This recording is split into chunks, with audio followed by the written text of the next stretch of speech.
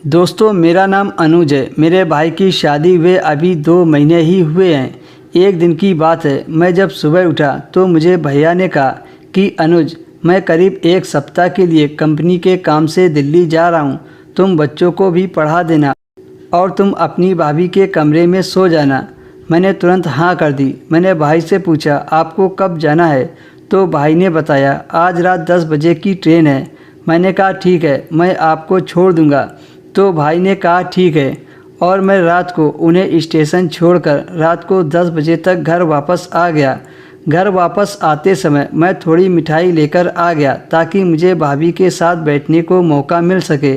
जब मैं घर आया तो सीधा भाभी के कमरे में चला गया। फिर हम बैठकर बातें करने लगे और साथ ही लाई हुई मिठाई को खाने लगे। थोड़ी देर बाद मैं पढ़ाई करने लगा तो भाभी ने कहा सो जाओ, सुबह उठकर पढ़ लेना। मैंने भाभी से कहा आप सो जाओ, मैं बाद में सो जाऊंगा। उन्होंने अपने पास थोड़ी जगह छोड़ दी ताकि मैं लेट सकूं और कहा कि तुम यहीं मेरे बगल में सो जाना। मैंने भाभी से कहा ठीक है, मैं सो जाऊंगा। भाभी नाइटी ड्रेस में सो रही थी जिससे उनका बदन साफ दिख रहा था।